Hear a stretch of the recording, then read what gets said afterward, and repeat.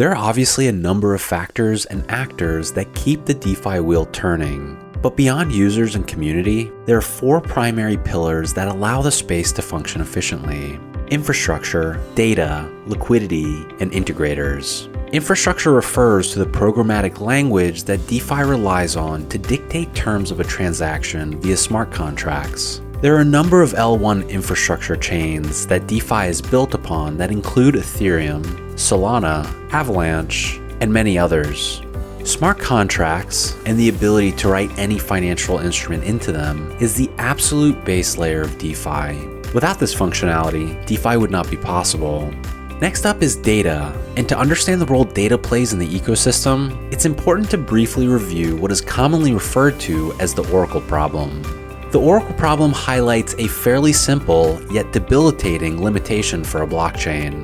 The blockchain is incapable of interacting with real-world data on its own. DeFi seeks to bring the tools of traditional finance to a wider set of users without relying on the trusted, centralized party that is fundamental to the operation of traditional finance. As a result, the data layer and trust in its reliability are an absolute necessity for DeFi.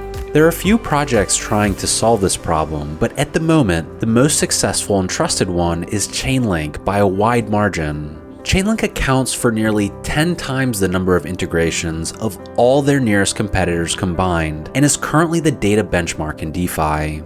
Then there are, of course, liquidity requirements for any finance-related industry. Liquidity can be tricky to capture because of the chicken and egg relationship between liquidity and a vibrant user base. A protocol needs liquidity to attract users by offering desirable products that they want, but it's difficult to attract the level of liquidity required to offer those products without some guarantees that there will, at some point, be a user base.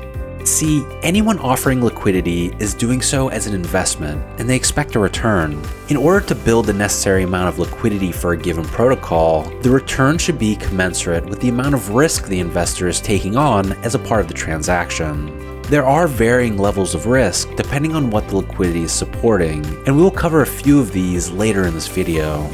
Last, but certainly not least, is the integrators. Integrators take all of the above tools, infrastructure, data, and liquidity, and build out some very exciting products. In a more abstract sense, DeFi is built on top of financial incentives, and these tools allow integrators to create incentives to support and use their protocols. In this video, we will be covering the use case for a particular integrator and the role it plays in DeFi, Synthetix.